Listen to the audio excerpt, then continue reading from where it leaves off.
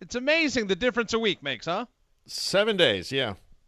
Yeah, just really glad I got the race and got a lot of stuff behind me and did a lot of apologetics to NASCAR and some other people that I needed to see. So just really proud of my team for bouncing back.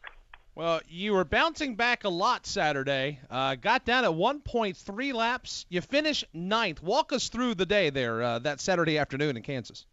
Well, after qualifying, I guess when I did the shut off, the motor runs hot, you tape it all off for qualifying, and you get across the line. I shut it off, and after the drivers meeting, crew chief Bruce Cook came over and said, "We got to start in the back." I said, "What for?"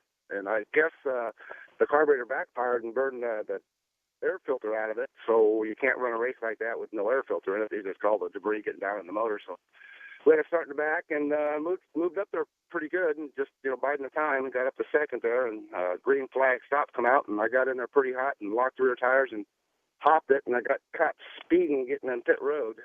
And when I went to go back out, the vibrated pretty good, so I was yelling at Bruce, and they said, "We got to do a pass-through." So when I was coming to pass-through, we decided to come back and check the lug nuts. We did that. We ended up getting another pass-through penalty because we didn't serve the penalty what NASCAR gave us. So we stopped and did some work on the truck. So that put us another lap down, and being under green, that put us 3 laps down, and just all night long, all day long, we just try to fight back and got up there. We just never had no speed, so we still had a vibration. So Bruce is kind of looking into the truck this morning and seeing if we hit the rearing gear or something in there. But we were running really good, and towards the end there, we got our lap back, like I said, and there was about 3 wide down the back straightaway, and Johnny was up on the top side and decided to come to the bottom and kind of door slammed me, and I don't know if it sent the right rear fender out or whatever, but after that I had no more speed, and so they kind of pulled away from me towards the end of the race.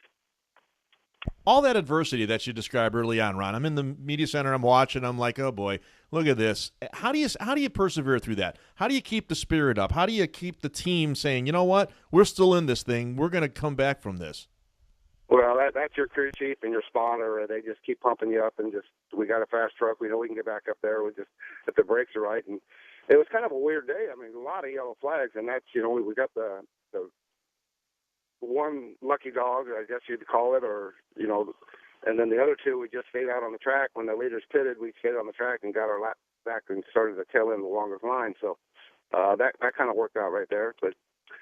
It's amazing how fast we were going down there. I mean, just all day long, just wide open, never lift, and just the guys have the different styles of the big Romeo window takes downforce away from the back, and you kind of seen the format how the race was going to come out when they started racing side by side. You were going to get them guys getting loose, and same deal with Kyle. The 77 got loose underneath him and got him wrecked. So that's how you got to be careful there.